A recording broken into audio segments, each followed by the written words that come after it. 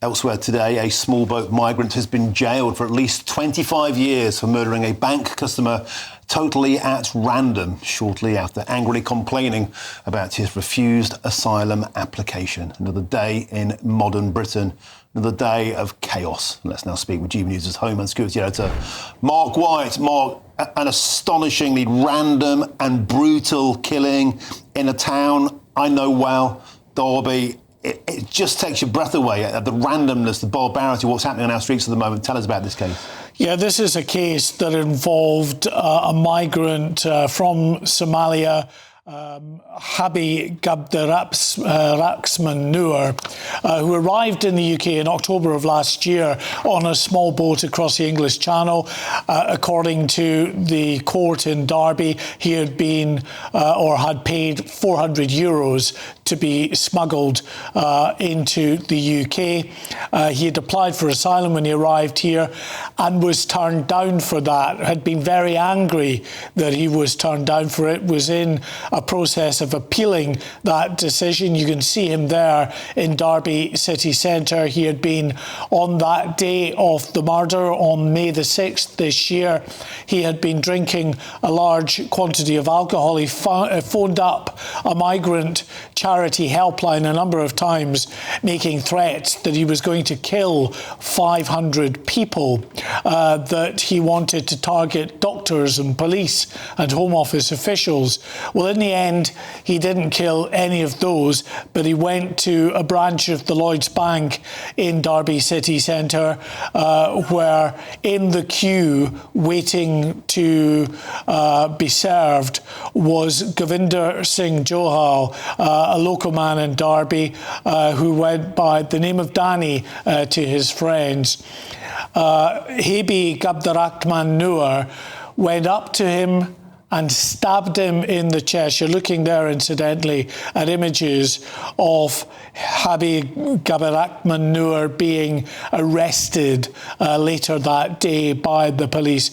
He went up to this young man and stabbed him in the chest before just calmly walking out of that branch of Lloyds Bank. The ambulance was later called to his home address because, of course, he had Martin been calling this charity helpline. They'd been concerned about his mental health and had contacted the police. The police passed it on to the ambulance. When the ambulance arrived at his home address, it was after the fact, after the murder. So Derbyshire police have referred themselves to the policing watchdog.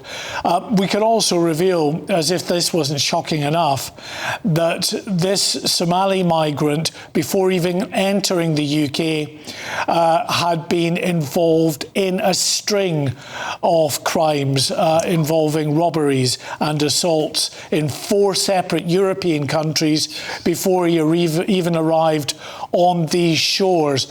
And actually, before this murder, he had also been involved in assaults in this country, racially aggravated assaults, where he was screaming racist to individuals. I just want to finish by giving you a statement from Gurvinder Singh Johal's family, who say, Martin, every morning we wake up with a flicker of hope, expecting to hear his footsteps on the stairs, ready for work, ready for breakfast and a chat. But there is only silence, a silence that screams his absence. The future now feels like a life sentence of grief. That, the family of Gurvinder Singh Johal. You know, Mark, it's just heartbreaking to hear that. You know, after what happened yesterday, and now this. You know, Gurvinder Singh Johal, father of 3. You know, his kids won't ever see him again. Hard-working fella, paying cash into the bank, business owner. That's it. It's game over. It's just so hard to take all this news at the moment. I wonder if anybody else out there feels like this. It's just really, really completely overwhelming what's happening on our streets. Mark White, thank you. Moving on to another great story. The migrant sex offender who was mistakenly freed from jail was given £500 of taxpayers' money and threatened to lodge an asylum claim to block his deportation to Ethiopia. Haybe Cabdiraxmaan Nur arrived back in his home country this morning after being forcibly removed from the UK on a flight. He was accompanied by a team of 5 immigration security escorts. But the question remains, why on earth did we give £500 of taxpayers' money to a convicted migrant child sex offender? That's where we're at. Let's now speak with the founder of the Pink Ladies protest group, Lorraine Kavanagh. Lorraine, welcome to the show. I don't know about you at the moment. I'm just feeling like so emotional about what's happening in Britain, what's going on our streets seemingly every day. Just feels totally out of control. And a lot of the heartbreak, a lot of the consternation, of course, started on your patch in Epping about this scumbag. Let's call him what he is. He's now been flown out of the country, but look, he's got 500 quid of British taxpayers' money. Is that the final insult? Well, actually, Martin, £500 was a bit of a bargain because he wasn't eligible for the government's voluntary return scheme, which would have been £1,500. So he's gone off on £500, which is a year's pay in Ethiopia, OK, leaving a 14-year-old and a woman with no compensation and the wreckage of their life. This is, we're sitting ducks. I feel as though we are sitting ducks. OK, Rhiannon going to work, got a little baby and gets killed when she leaves the hotel by another asylum seeker with a screwdriver. He comes back and dances. Her little son, a little baby, will never ever feel the warmth of his mum's cuddle. And we, the Pink Ladies, are demanding that any woman that works in hotels with asylum seekers of a night time should have a cab sent home. They're reaping in the benefits of it, so they should be paying for those women to be safely taken back to their home. I mean, I admire your glass half full attitude about the £500, really do. In fact, thanks for saying that, because it has sort of tried to help me.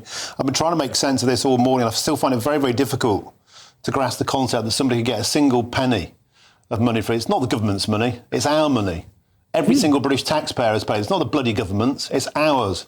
And this guy has got 500 quid to go back to his country after molesting a teenager who probably will remember this for the rest of her life and won't probably have a normal life as a consequence of it.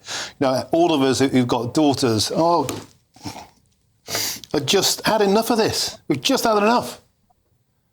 Martin, since we've been coming on air, especially when I came on to your show the last time, I've been inundated with survivors of sexual abuse and grooming, and they are in their 50s and their 60s. It's heartbreaking to hear that it's still going on now. Sadiq Khan won't recognise it, right? The government and the social services and the police won't recognise it, but I have been listening to these women, and it's absolutely heartbreaking what they've gone through, and because of the grooming rape cases that are happening now, it's just rebooted everything up and all their memories have come back again. So the Pink Ladies have started a Pink Ladies survival circle, and that is the platform will be released this weekend, and it's an opportunity for women to be able to talk to other women because they've never been listened to in the past. They now will be listened to. We will listen to them. And I will kick doors down. If I know a child is weeping in a pillow behind a door, I will kick it down. And I could not care less of the consequences. And my Pink Ladies are behind me and saying exactly the same. Lorraine, you know, people have just been, one of the unintended consequences of all of this is people like yourself have been called far right and racist, and I just think that's also a terrible, terrible violation of your human rights. You know, all you're trying to do is stick up for what's right and for what's wrong. And of course, I can never encourage kicking a door down, but I entirely understand the sentiment. We're going to have to leave it there. Please, go on. Martin, what really, really, really gets to me, and the government has got to listen. When they're in a hotel, they're all together. OK, when they start getting put out into HMOs, they're amongst the community. You don't know where they are. I believe, and I'm not too sure of this, but you can check it out. The guy that killed the man yesterday was in a HMO in the same street. And we are living with these people and we are sitting ducks. And it's getting where you're looking over your shoulder. You don't want to go out, but you have to go out. Your children can't play. They are ruining they are ruining our quality of life. And I want to know what people are going to do about it. OK, Lorraine Kavanagh, founder of the Pink Ladies protest group, we have to leave it there. And just to add, I don't think we do know the immigration status of the individual yesterday. We shouldn't speculate on that. It's a live case. But thank you very much for joining us on the show today. I really appreciate your time as ever. Thank you very much. Thank you. Lorraine. Thank you.